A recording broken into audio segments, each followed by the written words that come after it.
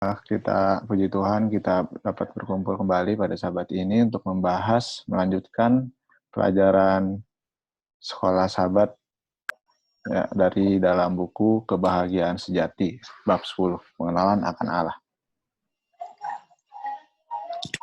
Suara saya sudah jelas ya? Jelas, Bayu. Jelas. Oke, ya. Jadi kita sudah kemarin minggu lalu sudah membahas tentang bagaimana bagaimana kita mengenal Tuhan, mengenal Yesus pencipta kita melalui alam ciptaannya. Jadi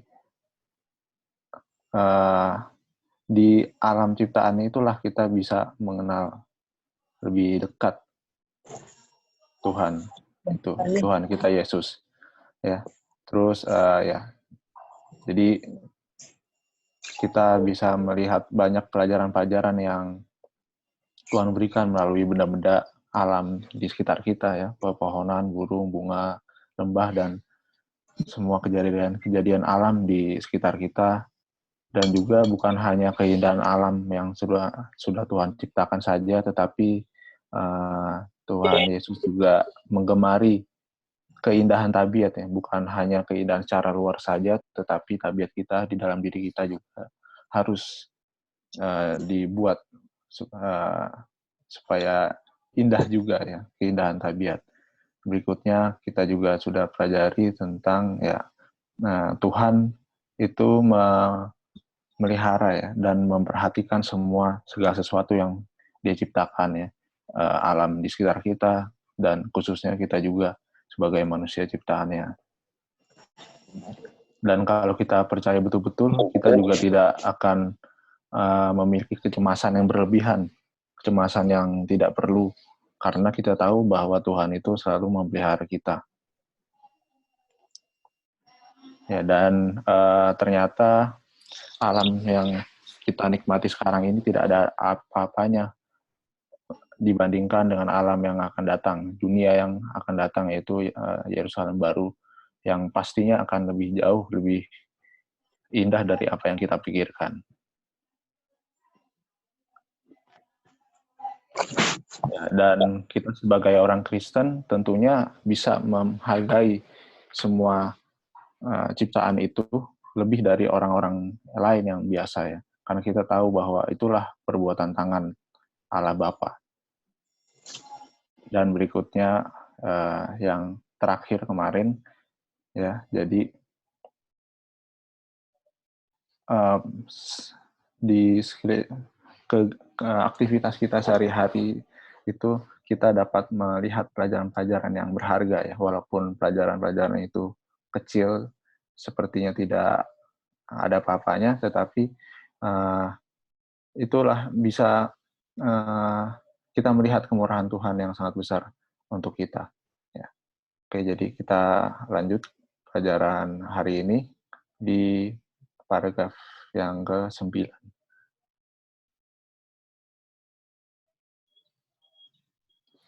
Ya, jadi saya mulai saja. Yang pertama, saya baca.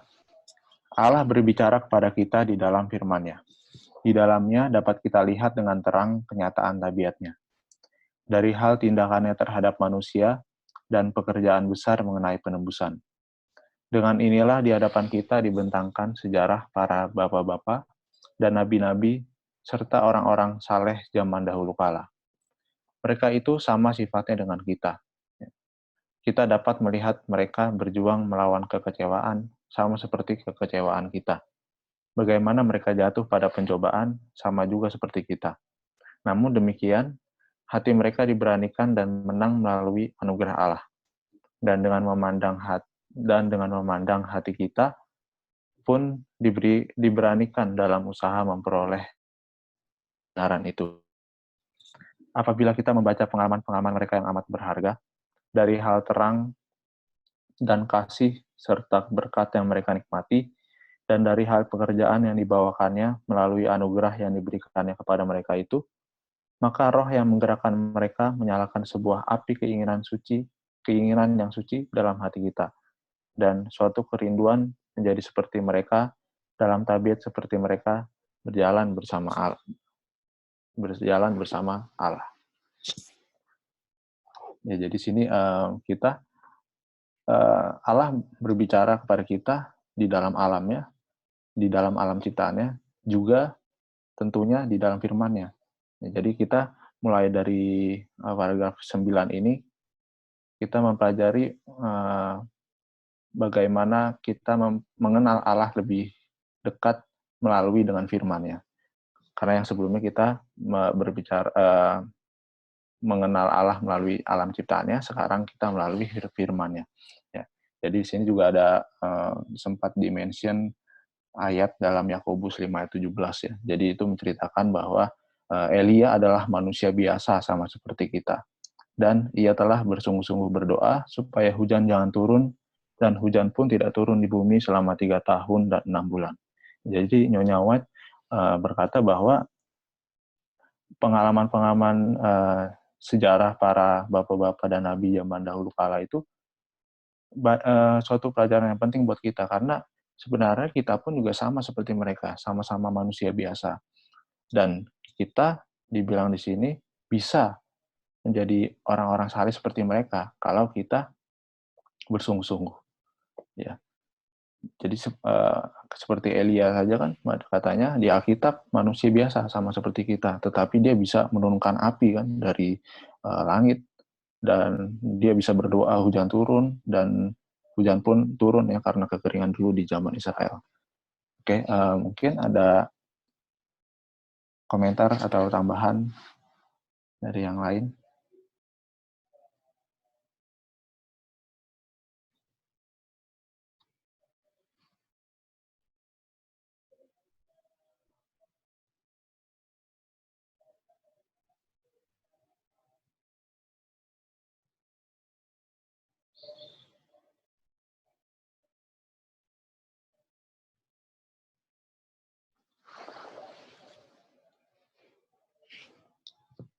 Ya, kalau tidak ada, ya jadi mereka zaman para bapak-bapak dan nabi zaman dulu ya, mereka banyak melalui berbagai macam kekecewaan dan masalah ya, tetapi mereka bisa melaluinya itu dengan baik ya. Dalam hal ini kita mungkin bisa lihat contoh Nabi Elia ya. Jadi dia merupakan nabi satu-satunya, dan bahkan dia menganggap hanya dirinya lah satu-satunya dari bangsa Israel pada saat itu yang benar ya, yang masih menyembah Tuhan yang benar gitu. Tetapi padahal masih ada lagi di antara bangsa itu yang juga tetap menyembah Tuhan yang benar. Ya. Nah, tapi jadi bahkan Elia pun dia waktu seperti di Sungai Kerit ya, dia kelaparan, kehausan, dia seperti sudah hampir mau putus asa, ya. Tetapi dia tidak jatuh, mencoba untuk tidak jatuh ke dalam kekecewaan yang berlarut-larut, ya. Karena dia tahu bahwa Tuhan itu pasti akan memberikan jalan, ya. Karena Tuhan selalu memelihara dan memperhatikan umatnya. Oke, jadi kita bisa lanjut ke paragraf yang selanjutnya, yang ke-10. Mungkin ada yang bisa bantu bacakan kutipan yang selanjutnya ini.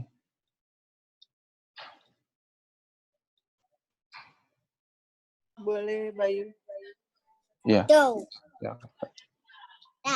Mengenai perjanjian lama, Yesus mengatakan lebih benar lagi mengenai perjanjian baru.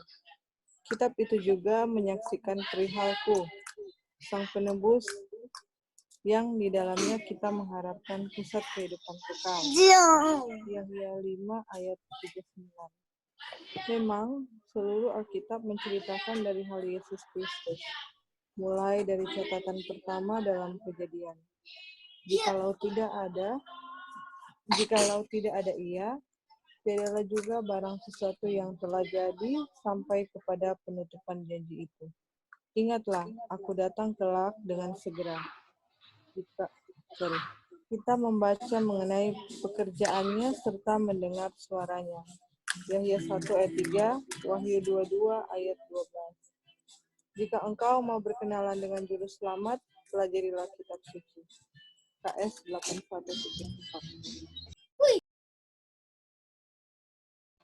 Oke, ya, terima kasih Kak Wanda. Mungkin dari Kak Wanda ada tambahan atau komentar? Oke, jadi kalau kita lihat berdasarkan paragraf ini, kita lihat bahwa memang Alkitab itu semuanya menceritakan tentang kehidupan Kristus, dari awal sampai akhir, Perjanjian Lama, Perjanjian Baru, semuanya itu tentang Kristus. Semua menceritakan tentang Kristus. Dan dibilang, jika engkau mau berkenalan dengan Juru Selamat, pelajarilah kitab suci. Kenapa harus pelajari kitab suci? Karena di dalam kitab suci lah terdapat kehidupan Kristus. Kalau kita mau lebih detail lagi, kita bisa juga belajar melalui Roh Nubuat. Dan banyak, kayaknya ini connect sekali dengan pelajaran yang Kak Joy tadi ya. Iya, betul. By beholding. Jadi, kalau kita mempelajari kehidupan Kristus, otomatis kehidupan kita akan serupa dengan kehidupannya Kristus. So far itu dulu sih. Oke, ya. Terima kasih Kak Wanda. Mungkin yang lainnya ada mau berikan komentar?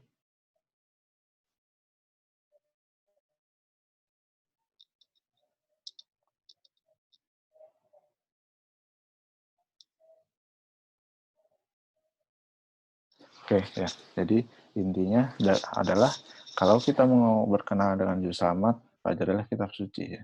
Ya, tentunya juga dengan Roh Nubuat, karena Roh Nubuat pun isinya pun menjelaskan kitab suci itu. Roh Nubuat adalah terang kecil, sedangkan kitab suci itu terang besar. Jadi kita masuk ke yang berikutnya, kutipan yang ke-11. Mungkin ada yang bisa bacakan lagi. Halo, bisa dengar? Oh ya, ya bisa, Kak Roy. Isilah seluruh hati dengan firman Tuhan. Firman itulah air hidup yang memuaskan dahagamu yang amat sangat. Firman itu roti hidup yang turun dari surga. Yesus berkata, jikalau tiada kamu makan tubuh anak manusia dan minum darahnya, tiadalah kamu menaruh hidup di dalam dirimu. Dan diterangkannya dari hal dirinya sendiri dengan berkata, adapun perkataan yang aku katakan kepadamu, itulah roh dan hidup adanya. Yahya 6 ayat 53-63. Tubuh kita terdiri dari apa yang kita makan dan minum. Maka sebagaimana dengan perkara jasmani, demikian pula lah dalam perkara rohani. Yakni, apa yang kita pikir-pikirkan, itulah yang memberi corak dan kekuatan rohani kita. KS 82, kebagian sehati 82.1. Ya, terima kasih Kak. Mungkin ada sekalian komentarnya. Iya, aduh. Nih, apa namanya, sebagaimana tubuh fisik kita, jasmani kita kalau tidak makan, maka akan semakin lemah dan lama-lama akan mati. Nah, berbeda dengan, sama prinsipnya dengan kehidupan rohani kita. Kehidupan rohani kita juga kalau tidak dikasih makan, dia akan lemah dan akan mati. Nah, apa makanan daripada kerohanian kita? Ialah firman Tuhan, yaitu roti hidup. Dan itu adalah perkataan-perkataan Yesus yang memberi kehidupan kepada kerohanian kita.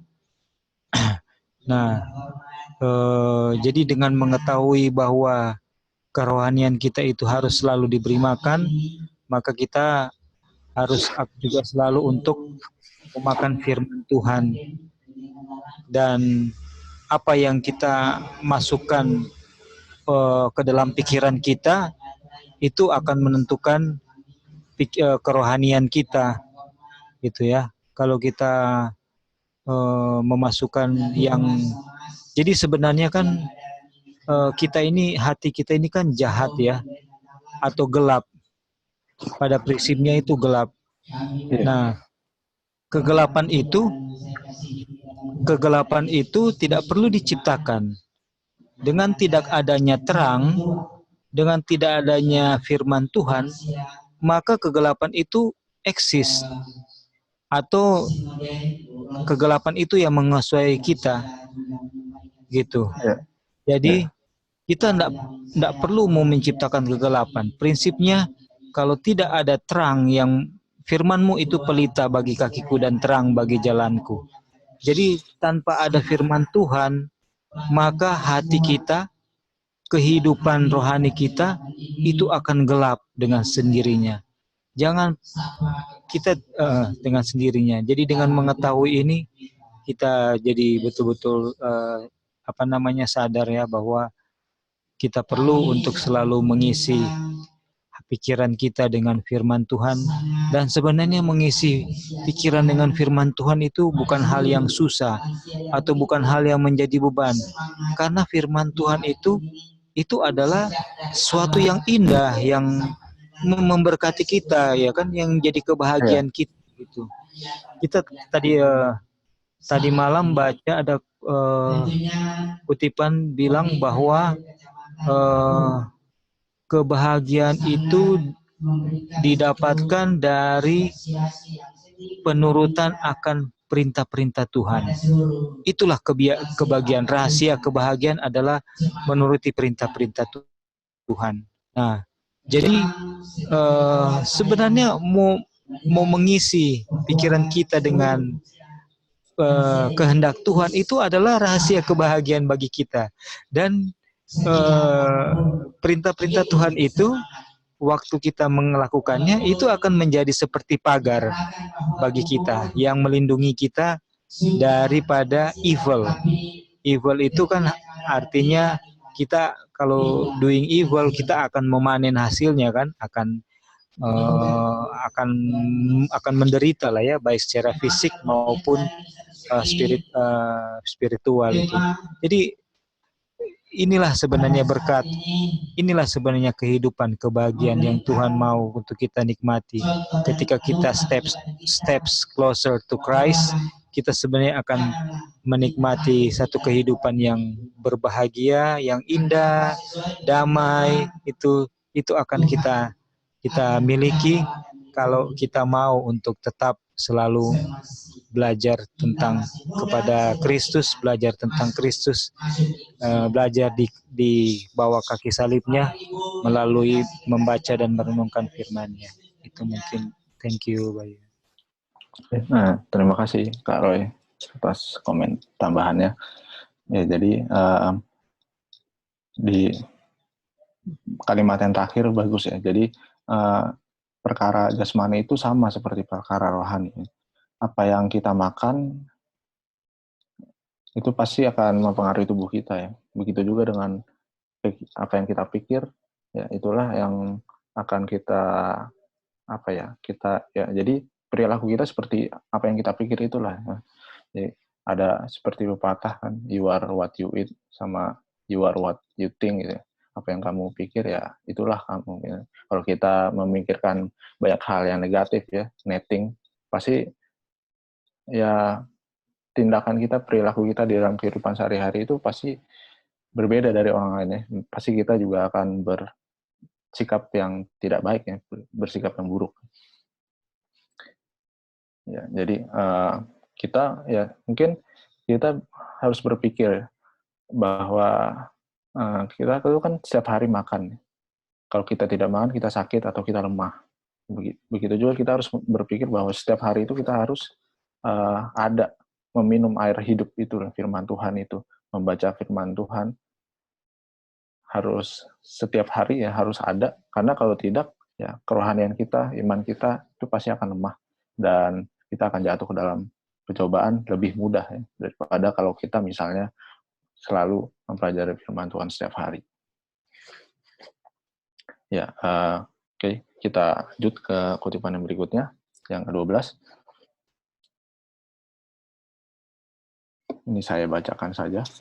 Penebusan adalah satu perkara yang ingin diselidiki malaikat.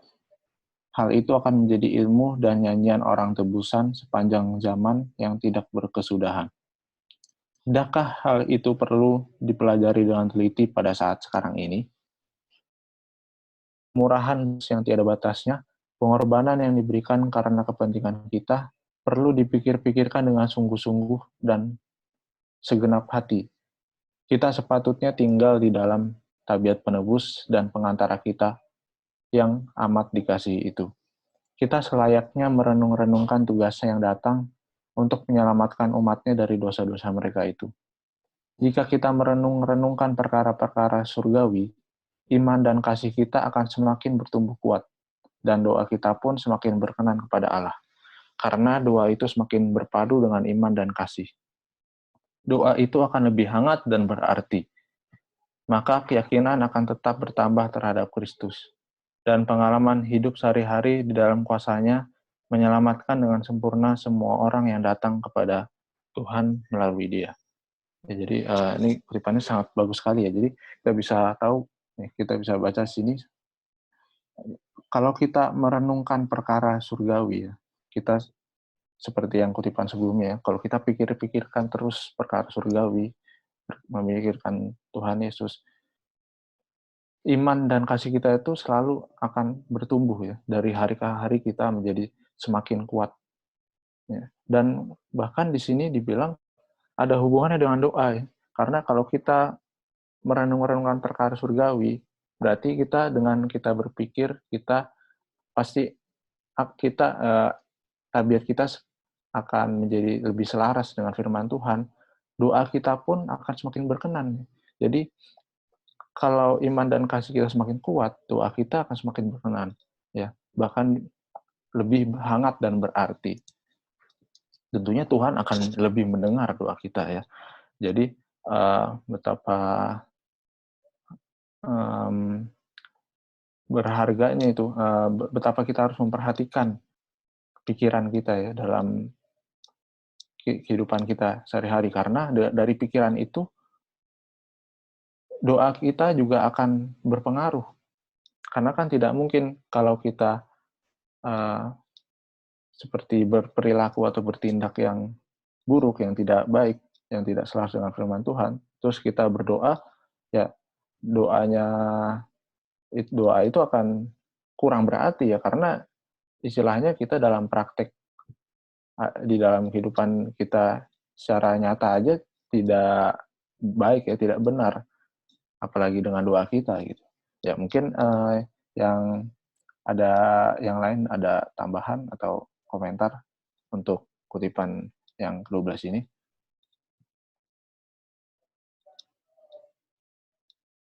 Ini ayat emas sekali ini juga.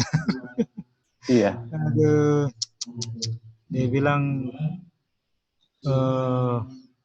ini adalah perkara mengenai penebusan. Ini perkara penebusan ini yang kalau orang baca di Patriarchs and Prophets, ini jadi keheranan bagi para malaikat surga dan bagi seluruh penghuni alam semesta. Bagaimana bisa ya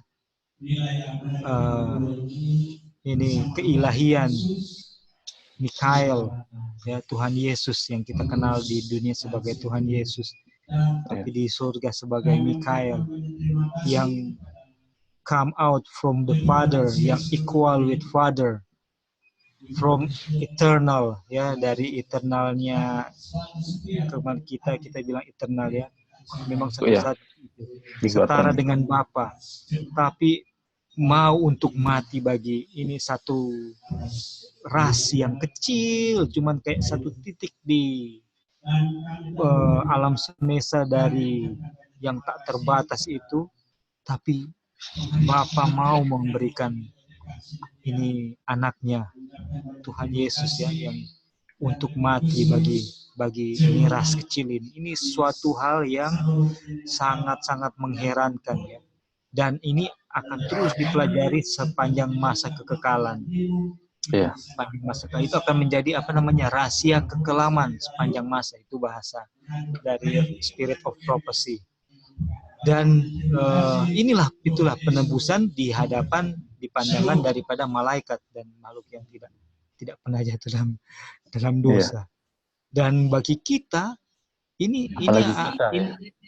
apalagi kita ini yang adalah subjek daripada penebusan itu kan, daripada penebusan itu kita.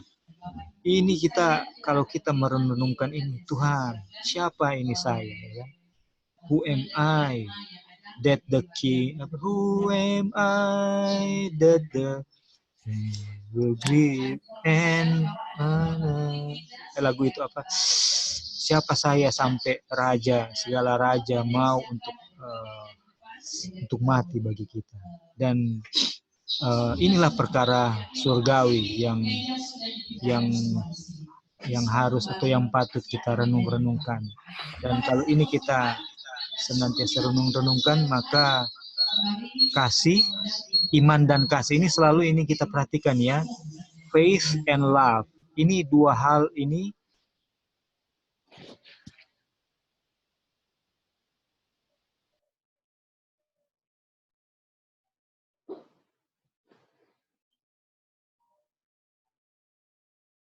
Halo Kak Roy. Halo. Oh, mungkin Kak Roy putus ya. Iya, Bayu.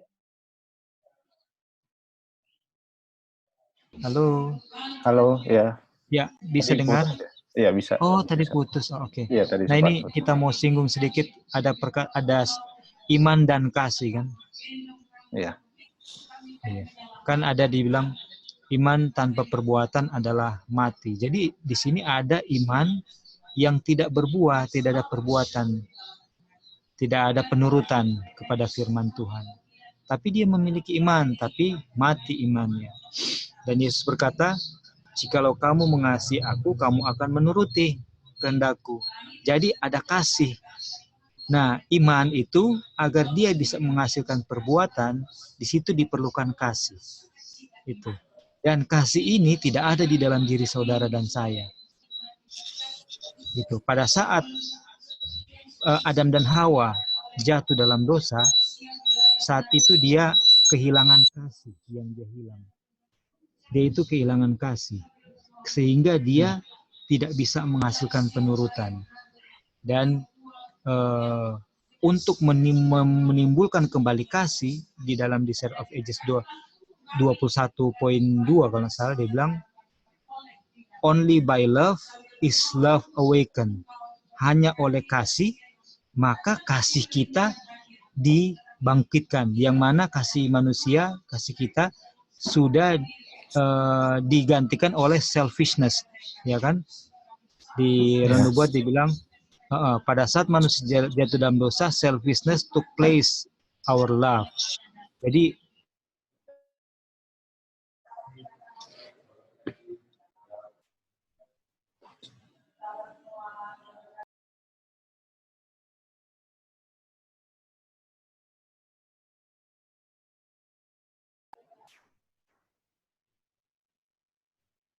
putus lagi.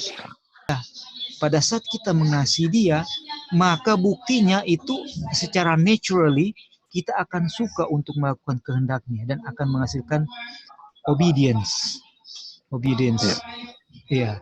Sehingga ketika kita memikirkan perkara surgawi, kita menerima transfer kasih daripada Yesus kepada kita. Maka iman dan kasih kita semakin kuat dan kita pun akan semakin mau menurut kehendak Tuhan. Bahkan buktinya waktu kita berdoa, doa-doa kita bukan selfishness, tapi doa-doa kita adalah, Lord, help me to be a blessing for my neighbor, for my family. Kita akan meminta kepada Bapa bukan untuk diri sendiri, tapi untuk orang lain punya keselamatan.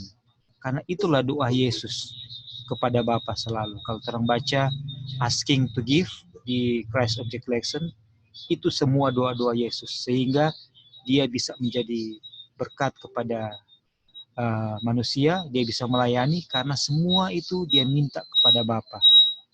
Itu mungkin kita punya tambahan sedikit. Puji Tuhan. Thank you. Ya, puji Tuhan, terima kasih Kak Roy atas tambahannya. Ya, jadi malaikat saja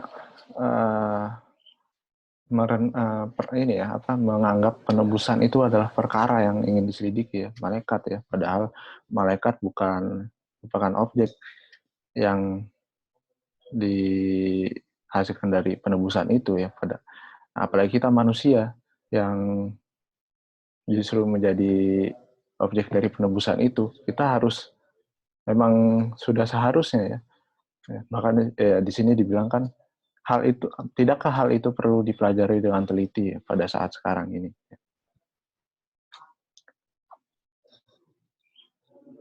Jadi kita masuk ke kutipan yang berikutnya. Saya bacakan aja. Jika kita merenungkan kesempurnaan Juru Selamat, maka kita akan rindu diubahkan sepenuhnya dan dibaharui di dalam gambaran kesuciannya. Akan ada satu jiwa yang lapar dan dahaga supaya menjadi seperti Dia yang kita puja itu. Semakin kita pikirkan Kristus, semakin kita bicarakan dari hal Dia kepada orang-orang lain, serta menampilkan Dia ke dunia ini. Jadi kutipan ini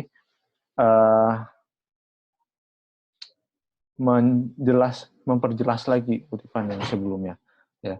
Jadi kalau kita merenungkan bagaimana kesempurnaan Juru Selamat, ya, merenungkan penebusan, dari situlah kita ada di jiwa kita ini, ya, di pikiran kita ada timbul keinginan agar bagaimana supaya kita bisa menjadi seperti Dia, ya, seperti Yesus yang kita puja itu. Ya.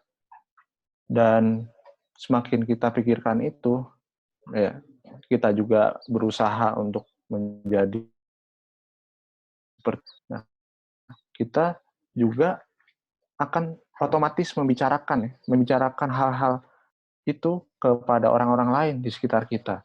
Ya, jadi ada pengaruh dari pikiran kita, ada pengaruh untuk mengabar Injil, karena kita tidak mungkin kita berpikir sendiri ya, istilahnya kita berpikir terus sendiri. Pasti kita akan bertanya kepada orang lain, meminta pendapat atau meminta masukan, berdiskusi, dan ya akhirnya itu akan, ya akhirnya kita membicarakan Tuhan Yesus dalam kehidupan kita kepada orang-orang sekitar kita. Ya, oke. Ada komentar dari yang lain dari kutipan ini? Ayo, aduh, sorry kita lagi nih. Ya, nggak apa-apa. Aduh, ini Tuhan Yesus mengajarkan kita untuk mempelajari belajar dari simptom untuk mengetahui dia punya root of cause, dia punya masalah sebenarnya. Tuhan Yesus ajarkan, Roh Kudus tidak bisa kita lihat, tapi kita bisa seperti angin, kalau berhembus bisa terlihat pohon bergerak, tapi kita bisa lihat dari hasilnya. Dia punya hasil pekerjaan. Kemudian Tuhan Yesus juga ajarkan, sama juga, prinsip yang sama, dia bilang, kalau pohon ara sudah menggugurkan daunnya, itu tandanya musim sudah mau tiba atau kita lupa, tapi prinsipnya seperti itu. Nah, ini kita gunakan, kalau kita gunakan ini, saya aplikasi buat diri saya lah ya. Iya. Apakah saya sebenarnya sudah seperti yang simptom ini sudah terjadi di dalam saya? Itu kalau ketemu orang, saya selalu rindu untuk membicarakan Kristus, menyaksikan mengenai Kristus, mau share the treasure that I have just found. Itu kalau itu sudah terjadi, itu artinya sebenarnya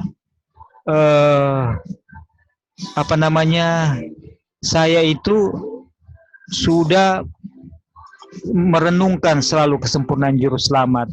Saya itu sebenarnya kalau di Set of Ages yang tadi kita sempat kutip, dia bilang if we are Christ, jadi jikalau kita adalah mirip Kristus, maka kita akan rindu untuk membicarakan mengenai keindahan karakternya kepada orang lain di dalam berasosiasi. Nah, ini sebenarnya jadi ukuran sebenarnya bagi saya pribadi bahwa kita belum seperti itu ya. Kita belum menghasilkan simptom seperti ini gitu. Belum menghasilkan buah-buah yang demikian. Ini masih seakan-akan masih baru dibukakan buat kita gitu, buat saya gitu. Nah, padahal jelas sekali bahwa buah-buah daripada pengenalan akan juru selamat, akan kecintaan kita kepada juru selamat, itu adalah kita akan mau dengan sangat, istilahnya saya tidak bisa itu perasaan untuk menceritakan mengenai juru selamat kepada orang lain. Itu dia bilang. Nah, ini sebenarnya jadi puji Tuhan buat kita. Kenapa? Bahwa Tuhan bukakan bagi kita. Dia punya tanda-tanda kita berada di mana sebenarnya posisinya. Kalau kita memang betul-betul adalah milik Kristus, Kristus dalam saya dalam Kristus, maka saya akan menghasilkan mau untuk selalu membicarakan Kristus kepada siapa saja yang saya temui itu. Dan tentu saja karakter Kristus itu juga sudah ada di dalam saya, akan orang bisa lihat. Itu mungkin tambahan kita ya. Thank you. Oke, ya, terima kasih Kak. Jadi sepertinya di kutipan ini yang 13 ini sudah masuk ke prakteknya ya. Jadi setelah kita banyak ya mempelajari firman Tuhan setiap hari, memikirkan bagaimana kemurahan Tuhan lewat penebusan ya. Terus itu akan mempengaruhi tabiat kita ya, perilaku kita dalam kehidupan sehari-hari.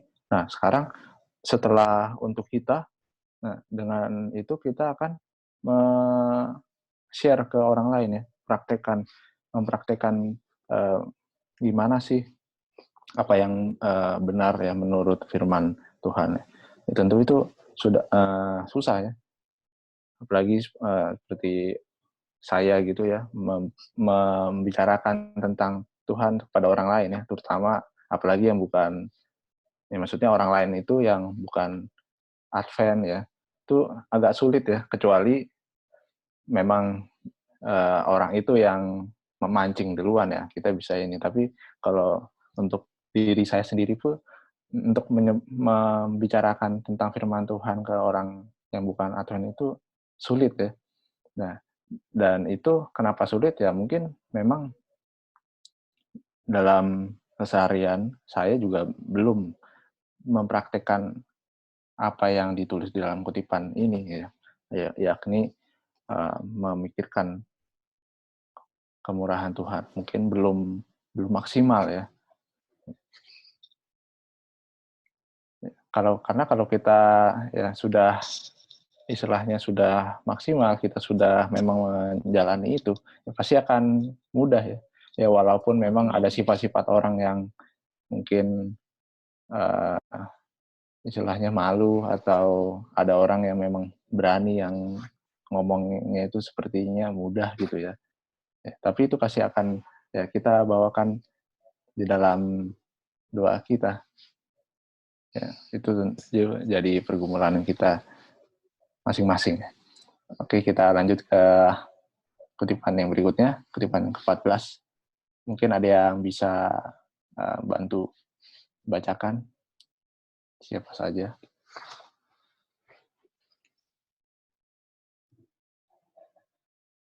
Ya, Bayu. Oke, ya.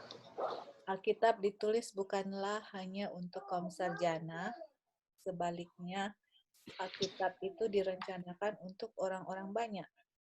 Kebenaran-kebenaran yang besar yang perlu untuk memperoleh keselamatan sudah dinyatakan dengan jelas bagai hari siang. Dan tidak seorang pun yang akan salah atau sesat jalannya, kecuali orang yang menurut pertimbangan pikirannya sendiri ganti kehendak Allah yang telah dinyatakan dengan jelas. Ya, oke. Terima kasih Kak Joy. Mungkin ada tambahan dari Kak Joy. Iya, jadi ini sangat jelas ya dibilang bahwa itu Alkitab itu bukan untuk orang-orang yang istilahnya pergi ke sekolah saja, orang yang berpendidikan. Tapi Alkitab itu ditulis untuk kita semua. Berarti untuk mempelajari Alkitab itu sebenarnya kita mempelajarinya seperti anak kecil kan, kayak gitu. Ya, jadi mempunyai roh yang ingin tahu, mempunyai roh yang rendah hati, tidak ada kayak istilahnya preconceived opinion atau PCI, dan tidak membuat Alkitab itu sulit gitu untuk dimengerti. Tapi sebaliknya Alkitab itu adalah Alkitab yang Tuhan rancang untuk semua orang bisa mengerti. Kenapa? Karena Tuhan mau menyelamatkan semua orang kan. Dan yang paling penting di sini yang kita hubungkan dari paragraf sebelumnya, yaitu Tuhan mau untuk dia punya karakter ada di kita masing-masing. Dan di dalam Alkitab pun karakter-karakter Tuhan itu semua orang bisa mengerti gitu loh, yang Tuhan sudah berikan melalui Alkitab, baik menurut Alkitab ataupun roh nubuat gitu. Jadi dia bilang tidak ada seorang pun yang akan salah atau tersesat kecuali orang yang menurut pertimbangan pikirannya sendiri gitu yang akan tersesat. Tapi kalau kita belajar Alkitab, semua itu sangat sederhana ya, tidak rumit untuk mengikuti apa yang Tuhan mau untuk keselamatan kita gitu. Dan kutipan-kutipan sebelumnya yang dikasih itu sangat bagus ya, sesuai dengan pelajaran-pelajaran yang kita belajar setiap hari Sabat. Tuhan terus menyatakan dia punya karakter untuk kita semua. Oke, thank you Bayu. Oke, ya, terima kasih Kak Joy. Ya, jadi sini sudah jelas sekali ya kalau Alkitab itu ya firman Tuhan itu ditulis bukan hanya orang yang terpelajar, tapi semua orang ya, kita ini. Ya, jadi bukan hanya orang yang mungkin belajar teologi ya, atau orang yang khusus belajar itu, tetapi kita semua bisa, asalkan kita berusaha dan undang Roh Suci untuk menuntun kita. Ya. Kalau kita masih belum ketemu ya, maksudnya apa yang kita cari belum ketemu, ya berarti mungkin kita masih memakai pertimbangan kita sendiri ya. Dan kalau di sini ya dibilang kalau kita masih memakai pikiran kita sendiri, ya tentu kita tidak akan ketemu ya, tidak bisa ketemu apa yang kita cari, yang kita pergumulkan gitu. Oke, kita masuk ke kutipan selanjutnya. Kita seharusnya jangan berpegang pada kesaksian seseorang tentang pengajaran kitab suci, melainkan seharusnya mempelajari firman Allah bagi diri kita sendiri. Jika kita membiarkan orang lain berpikir untuk kita, maka tenaga kita akan timpang dan kemampuan sempit. Kuasa berpikir, pikiran yang mulia itu dikerdilkan karena tidak digunakan dan dipusatkan kepada perkara-perkara yang berharga, sehingga menghilangkan kemampuan mereka menangkap kedalaman makna firman Allah. Pikiran akan menjadi luas apabila digunakan untuk mencari hubungan-hubungan perkara-perkara kitab suci, membandingkannya bagian demi bagian, serta perkara rohani dengan perkara rohani. Ya, ini kutipannya sangat bagus sekali, memperjelas kutipan yang sebelumnya. Ya, mungkin ada tambahan komentar dari teman-teman semuanya untuk kutipan yang ini, yang ke-15.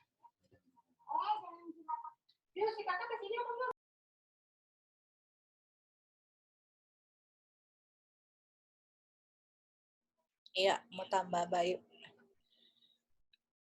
Ya, Kak Joy, silakan. Ya, jadi sudah jelas ya dibilang, karena kan tadi di paragraf sebelumnya bahwa Alkitab itu bisa dimengerti untuk semua orang.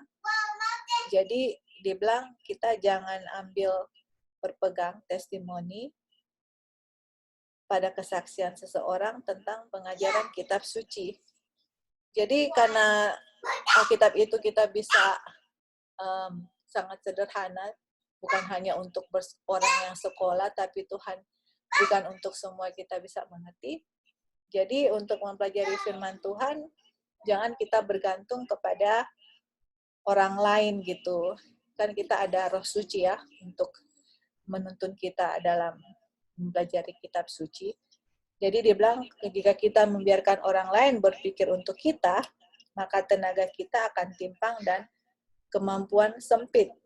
Itu kan, jadi berarti kita harus mempelajari firman Tuhan sendiri, berpikir sendiri. Sudah ada kan cara untuk mempelajarinya, bandingkan ayat demi ayat, here a little, there a little, line upon line, kayak gitu ya.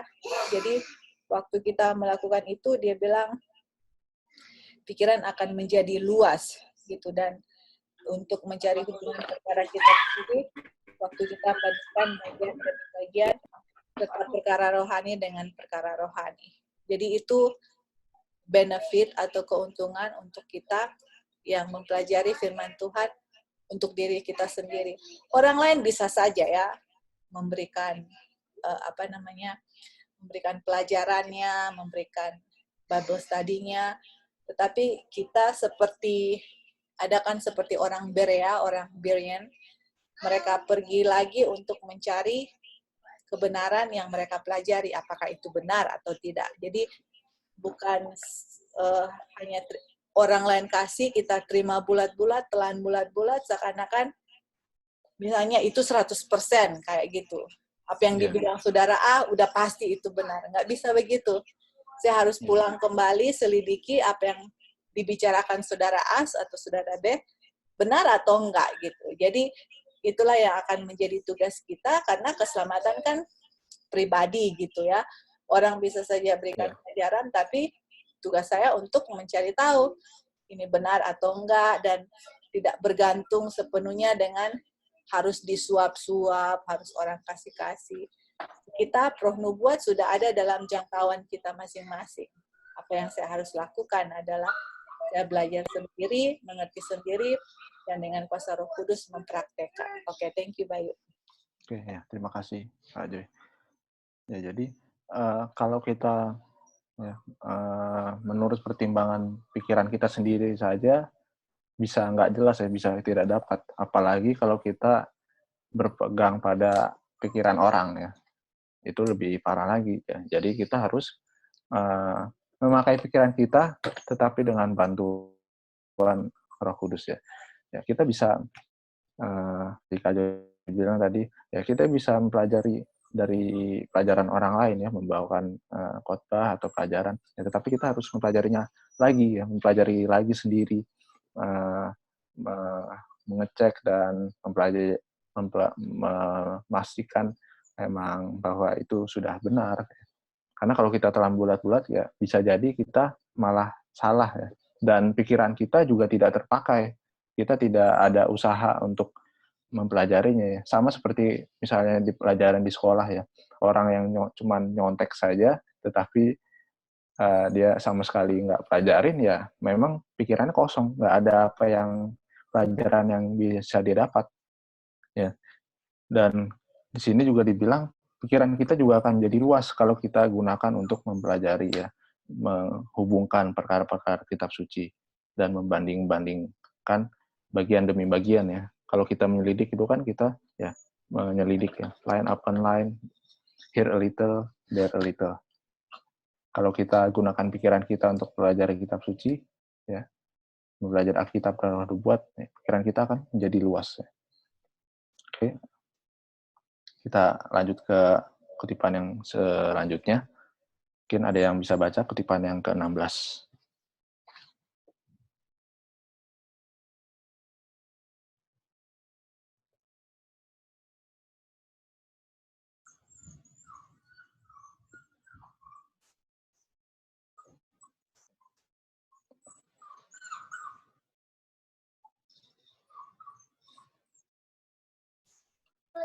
Mungkin ditunjuk aja Bayu supaya.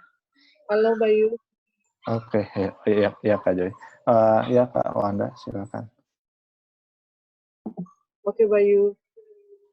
Tiada yang lebih sanggup menguatkan pikiran melebihi belajar kitab suci. Tiada buku lain yang melebihinya yang begitu kuat meninggikan pikiran, memberikan kekuatan kepada kemampuan meluaskan kebenaran-kebenaran yang meluhurkan di dalam kitab suci. Jika firman Tuhan dipelajari sebagaimana sepatutnya, maka manusia yang mempelajari akan mempunyai pikiran yang luas, sebuah tabiat yang mulia, dan tekad yang teguh yang jarang kelihatan pada zaman ini. Ya, Lanjut. terima kasih Kak Wanda. Mungkin ada komentar. Iya, Bayu. Jadi dari paragraf 16 ini sangat jelas bahwa dengan kita mempelajari kitab suci, inilah keuntungan dibandingkan dengan kita mempelajari yang lain.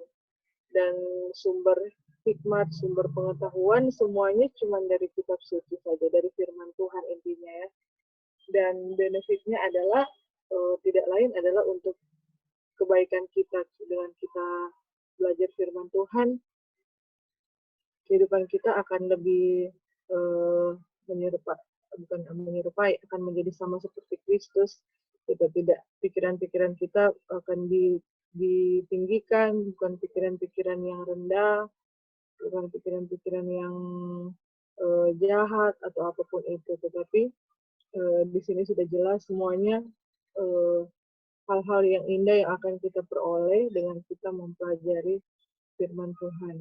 Dan ini tidak didapati dari buku-buku yang lain. Mungkin buku-buku yang lain hanya hanya untuk menghibur atau apapun itu. Tapi inilah kalau firman Tuhan itu adalah solusi bagi segala macam permasalahan atau apapun itu. Di kitab suci juga kita bisa, masalah kita kan adalah dosa ya. Jadi ini adalah solusi dari supaya kita bisa lepas dari dosa adalah dengan kita mempelajari. Jadi seperti yang kita belajar tadi dengan beholding atau melihat pada Kristus artinya mempelajari tentang kehidupan Kristus, dan kehidupan Kristus itu semua tertuang di dalam kitab suci. Dan kalau kita mempelajarinya, ini adalah jalan kita untuk menuju kepada kemurnian karakter seperti Kristus. Itu Bayu. Oke, ya, terima kasih Kak Wanda komentarnya. Ya, jadi tidak ada yang lebih menguatkan pikiran ya selain melebihi belajar kitab suci. Ya, jadi ada tambahan di sini di dalam Alkitab 2 Timotius 3:16. Segala tulisan yang diilhamkan Allah memang bermanfaat untuk mengajar, untuk menyatakan kesalahan, untuk memperbaiki kelakuan, dan untuk mendidik orang dalam kebenaran. Jadi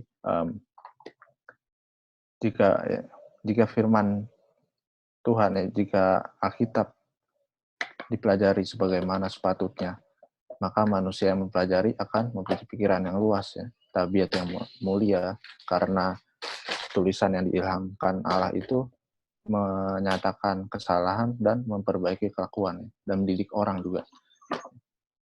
Makanya bisa memiliki pikiran yang luas, tabiat yang mulia, dan tekad yang teguh. Bahkan di sini dibilang tulisnya jarang kelihatan pada zaman sekarang ini ya. Jadi memang Nyonya White sudah menubuatkan bahwa pada zaman sekarang kita ini sudah jarang orang manusia ya seperti kita ini yang memiliki kemampuan seperti itu ya, pikiran yang luas, tabiat yang mulia, dan tekad yang teguh. Karena jarang kelihatan pada zaman sekarang ini, ya tentu kita sebagai orang yang sudah mengetahui itu, sudah mempelajari itu, kita harus memperbaiki diri, mempelajari kitab suci lebih dalam lagi. Oke, kita masuk ke kutipan yang ke-17. Mungkin ada yang bisa bacakan dari Tante Early atau Tante. Oke, Bayu. Oke. Oke, ya Tan. Terima Hanya kasih, Tan. sedikit saja manfaat yang diperoleh dari membaca kitab suci secara terburu-buru. Seseorang dapat membaca seluruh Alkitab, namun tidak berhasil melihat keindahannya serta mengerti kedalaman maknanya yang tersembunyi. Betul itu. Satu bagian yang pendek yang dipelajari sampai maknanya jelas kepada pikiran dan hubungannya dengan rencana keselamatan. Jelas betul. Itu lebih bernilai daripada membaca beberapa pasal tanpa tujuan tertentu serta tiada pengajaran yang positif yang diperolehnya. Peganglah selalu Alkitabmu. Kalau kau mempunyai kesempatan, bacalah, lekatkan ayat-ayat Alkitab itu dalam pikiranmu. Meski engkau berjalan di jalan-jalan, engkau dapat membaca satu bagian dan merenungkannya. Dengan demikian memasukkan dalam pikiran. Amin. Terima kasih, Tante. Mungkin Tante ada komentar atau tambahan? Memang betul yang dibilangin ini sih. Kita tidak dapat melihat keindahannya kalau membacanya buru-buru. Tapi sebenarnya yang saya alami itu, saya harus berdoa minta sama Tuhan. Tuhan, saya ingin melihat keindahan firman-Mu. Jadi waktu diminta, ya Tuhan kasih gitu.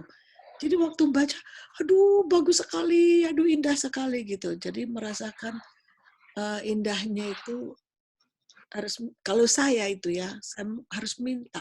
Kalau enggak ya memang lewat aja begitu. Kalau bacanya baca aja gitu. Kadang-kadang nggak ngerti gitu, nggak masuk ke dalam otak gitu. Karena itu kekurangan saya sih. Memang kekurangan saya karena nggak bisa fokus, nggak bisa masuk gitu karena ada yang nggak ininya lah. Tapi kan katanya nggak boleh dibilangin kekurangannya. Jadi ya udah saya nggak mau ngomong kekurangan saya. Mau ngomong kelebihannya juga memang nggak ada kelebihannya. Jadi semua itu kalau bergantung dari Tuhan. Kalau saya bergantung dari Tuhan. Jadi hanya memohon dan meminta sebelumnya. Jadi waktu membaca kitab suci bukan hanya karena pelan-pelan juga kita boring ya. Apa ya, lama-lama ngantuk. Jadi itu semua bergantung, kalau saya itu bergantung dari Tuhan. Jadi kalau meminta Tuhan, mohon. Kalau minta, apa Tuhan kasih, tolong please untuk kasih tahu apa yang tersembunyi, maknanya yang saya ingin, yang Tuhan mau kasih tunjuk. Kalau Tuhan memang mau kasih tunjuk, Tuhan akan kasih tunjuk gitu. Dan indahnya itulah. Nah itu yang pengalaman yang saya alami gitu ya. Jadi untuk merenungkannya, memang harus lebih banyak membaca. Jadi saya belum dapat untuk seperti yang kita dapat belajarnya, tapi untuk membaca dan merenungkannya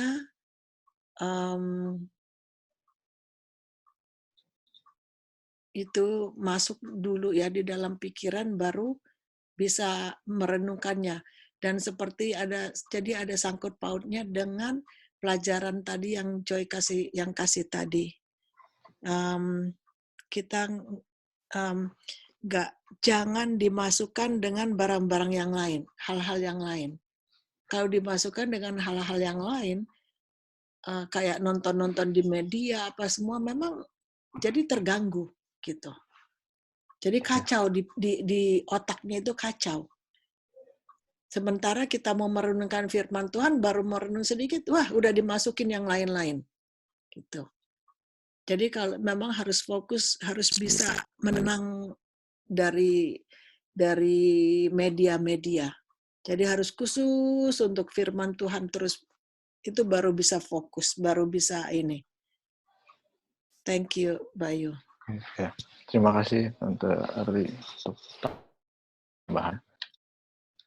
Ya, jadi kalau kita membaca kitab suci, membaca Alkitab, atau mempelajari Roh Nubuat, tidak ada kalau kita secara terburu-buru ya, kita cepat bacanya, langsung cepat gitu, itu nggak ada manfaatnya. Jadi lebih baik kita baca cuman mungkin satu perikop atau satu pasal saja, bahkan satu ayat saja, tetapi kita benar-benar mempelajarinya, mempelajari apa makna itu lebih jelas ya. Apalagi sekarang ini ya, kalau saya setelah banyak belajar gitu Roh Nubuat, sepertinya ayat-ayat di Alkitab itu, satu ayat itu, masing-masing ayat itu mempunyai makna yang tersembunyi yang kita tidak tahu ya. Jadi kadang misalnya kita baca satu ayat, terus kita baca Roh Nubuat, itu kita dapat pelajaran yang baru lagi gitu. Oh ternyata ini artinya ini gitu. Ya. Dan itu tidak akan kita dapatkan kalau kita bacanya terburu-buru ya. Jadi mending sedikit daripada banyak tapi terburu-buru. Ya. Dan sini juga dibilang kalau mempunyai kesempatan bacalah ya. Jadi dimanapun kita berada, kalau misalnya kita mempunyai waktu senggang, memang lebih bagus kita membaca Alkitab gitu ya. Seperti kalau zaman sekarang sudah ada di handphone ya. Walaupun susah juga ya, kalau misalnya ada waktu luang, kalau kita pegang handphone, otomatis kita mungkin melihat yang lain ya, berita-berita atau perkembangan informasi yang lain gitu ya. Bukan baca Alkitab ya. Itulah yang kita mungkin harus pelajari untuk kita rubah dalam kehidupan kita sehari-hari. Oke, kita masuk ke kutipan selanjutnya. Nah, mungkin ada yang bisa bacakan. Mungkin Tante Gladys atau Gita atau yang lainnya. Oke, saya bacakan. Oke. Kita tidak akan dapat memperoleh akal budi tanpa perhatian yang sungguh-sungguh. Bentar, belum kelihatan. Disertai belajar dengan doa yang tekun. Beberapa bagian daripada kitab suci itu memang begitu mudah untuk tidak disalahpahami. Tetapi ada pula yang lain yang artinya tidaklah terletak pada permukaan yang dapat dilihat hanya sekilas saja. Bagian-bagian kitab suci itu haruslah dibandingkan dengan bagian-bagian lainnya. Harus diadakan penyelidikan yang hati-hati, disertai perhatian dan doa yang tekun. Cara belajar yang demikian memang amat banyak manfaatnya. Seperti seorang penambang yang menemukan saluran barang tambang yang amat berharga tersembunyi di bawah bumi, demikianlah orang yang dengan tekun menyelidiki firman Allah, seperti mencari permata-permata kebenaran yang tiada ternilai harganya, yang tersembunyi dari pandangan orang yang mencari dengan sembrono. Firman yang diilhamkan Allah, ditimbang-timbang dalam hati, akan menjadi seperti sungai yang mengalir dari pancaran kehidupan itu. Yesaya 28. Mungkin dari kutipan ini ada tambahan, tapi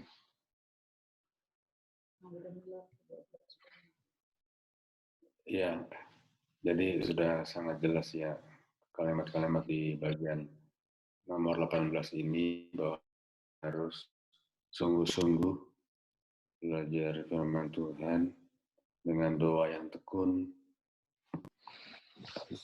harus membanding-bandingkan dengan bagian-bagian yang lainnya. Seperti ditulis dalam buku Yesaya pasal 28 ya, ayat 10 itu kan, precept upon precept, line upon line upon line, here little and there little. Kemudian juga kita harus menyelidiki firman Tuhan bagi kita sendiri. Selalu mohon berkat bimbingan Roh Kudus dan mengerti arti dari ayat-ayat yang kita pelajari dalam kitab suci. Jadi kita bersyukur juga memiliki roh nubuat yang sering memberikan penjelasan lebih luas mengenai ayat-ayat yang tersedia dalam kitab suci. Itu tambahannya. Oke, ya, terima kasih Pak Afi. Ya, jadi jadi ayat-ayat di kitab suci itu ya begitu mudah ya untuk tidak disalahpahami. Ya. Jadi ada artinya yang terletak di permukaan ya, yang kita sekilas baca kita tahu artinya apa. Tapi ada juga yang kita harus teliti lebih dalam, membaca hubungannya dengan ayat lain dari kitab lain, dari pasal-pasal yang lain, mungkin dari roh nubuat juga ya. Karena kalau begitulah kita akan dapat manfaatnya. Oke, kita lanjut ke kutipan yang ke-19. Mungkin ada yang bisa bacakan lagi kutipan yang ke-19. Oke, Bayu. Oke, Tante Gladys, silahkan. Janganlah sekali-kali Alkitab dipelajari tanpa doa. Sebelum kita membuka halaman-halamannya, kita haruslah memohon terang dari Roh Kudus, dan penerangan itu memang akan diberikan. Tatkala Nathanael datang kepada Yesus, maka dia menjawab, "Tengoklah seorang orang Israel yang sungguh, yang tiada tipu daya padanya." Nathanael menyahut, "Bagaimanakah Rabi mengenai hamba?" Lalu Yesus menjawab, "Sebelum Filipus memanggil engkau, tatkala engkau di bawah pohon ara itu, aku sudah nampak engkau." Yahya 1 ayat 47-48. Begitu pula Yesus akan melihat kita di tempat-tempat yang tersembunyi, tempat kita berdoa jika kita mencari Dia, memohonkan terang supaya kita dapat mengenal apa kebenaran itu. Para malaikat dari surga akan menerangi orang yang rendah hati mencari tuntunan ilahi. Amin. Ya, terima kasih Tante. Mungkin dari Tante ada tambahan atau komentar. Terima kasih Bayu. Ya, di sini jelas ya dari statement pertama, janganlah sekali-kali Alkitab dipelajari tanpa doa. Oke, jadi beda sekali ya buku pelajaran, buku-buku lain dengan Alkitab ini. Karena bedanya adalah kita minta tuntunan dari Roh Kudus. Sementara yang lain memang pengetahuan. Tapi kalau ini memang tidak bisa kita membaca lalu mengartikan atau mendapatkan ilmu itu dengan pengertian kita sendiri. Jadi dengan meminta terang, minta kepada Tuhan, minta Roh Kudus untuk menerangi apa yang akan kita baca, itulah Tuhan akan tuntun dan otomatis Tuhan akan kasih terang yang kita minta dan apa yang kita baca dari firman Alkitab ini. Lalu di sini juga dibilang para malaikat surga akan menerangi orang yang rendah hati mencari tuntunan ilahi. Waduh, luar biasa. Memang penyerahan seutuhnya. Kalau kita minta dengan rendah hati, minta dituntun untuk mendapatkan apa yang kita baca, kita cari, kita renungkan, kita pelajari dari Alkitab. Siapa yang menuntun? Tuhan sendiri. Oke, ilahi yang akan menuntun. Ya, makasih Bayu. Ya. Terima kasih Tante. Ya, oke, kita lanjut ke kutipan yang ke-20, kutipan yang terakhir nih. Ini saya bacakan saja. Roh Kudus meninggikan dan memuliakan Juru Selamat. Sudah menjadi tugasnya menyatakan Kristus, kesucian kebenarannya, dan keselamatan besar yang dapat kita miliki melalui Dia. Yesus berkata, "Maka ia akan memuliakan aku, karena ia akan mengambil daripada hal aku, lalu dikabarkannya kepadamu." Roh kebenaran itulah satu-satunya guru yang paling baik akan kebenaran ilahi. Betapa Allah menatap bangsa manusia itu, sehingga dikaruniakannya anaknya yang tunggal itu mati bagi mereka, lalu menunjuk Roh Kudusnya menjadi guru manusia, serta penuntunnya terus-menerus.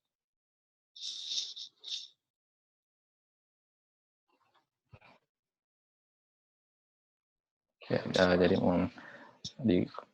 untuk kutipan terakhir ini mungkin ada yang ingin menambahkan untuk kutipan ini, atau mungkin untuk keseluruhan pelajaran kita di bab 10 ini tentang pengenalan akan Allah.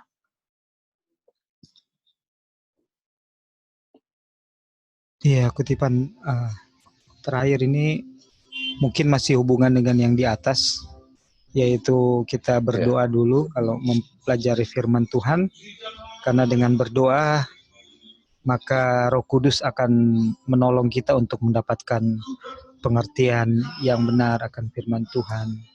Dan pada saat kita berdoa, Tuhan melihat kita, kejujuran kita, hati kita kan kita buka. Pada saat kita berdoa itu kan kita membuka hati kepada Tuhan.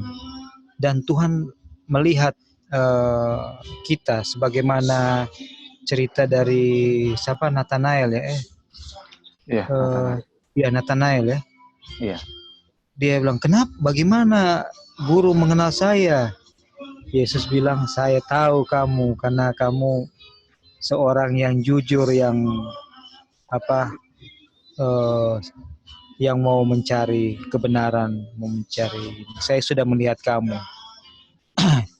Jadi demikian juga kita. Pada saat kita jujur, kita memulai untuk belajar firman Tuhan dengan doa, Tuhan melihat hati kita dan Dia akan mencurahkan berkat-Nya bagi kita untuk mendapatkan pengertian akan firman Tuhan yang berguna untuk kebahagiaan dan keselamatan kita. Sehingga yang kita bisa dapatkan dari Yesus itu apa? Dia punya sanctification, righteousness, redemption. Ada 4 ya. Ini yang disebutkan di sini. Kita akan mendapatkan dia punya purity, righteousness, salvation, itu kan ada 4 melalui Kristus. Dan inilah yang kita akan bisa peroleh kalau kita belajar sungguh-sungguh. Itu mungkin yang untuk paragraf terakhir ini, mungkin yang lain untuk yang mau tambahkan. Terima kasih. Terima kasih Kak Roy. Ya, mungkin yang lain ada lagi.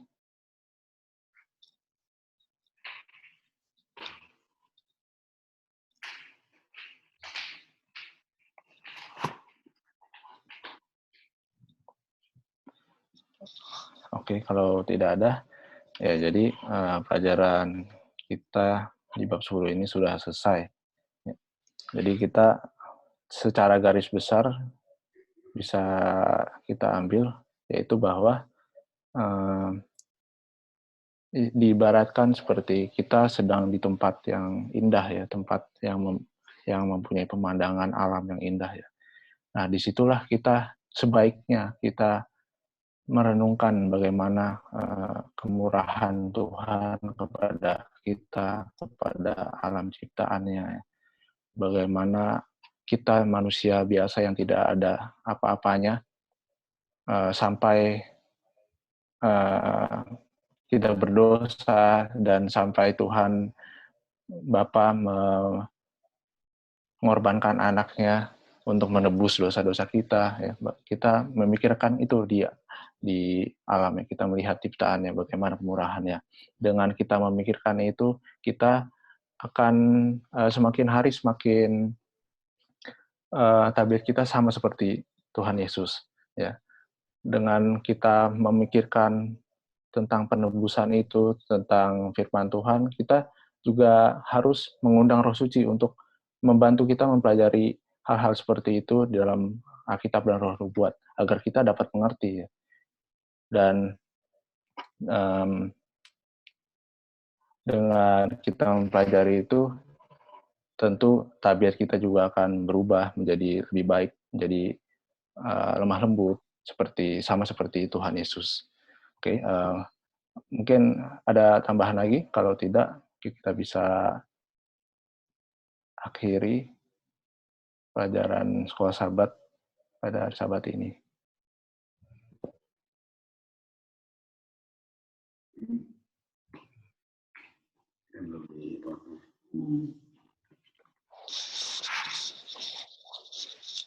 Oke, kalau tidak ada lagi,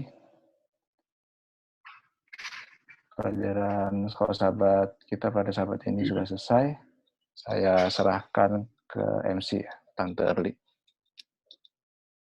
Terima kasih Bayu. Puji Tuhan.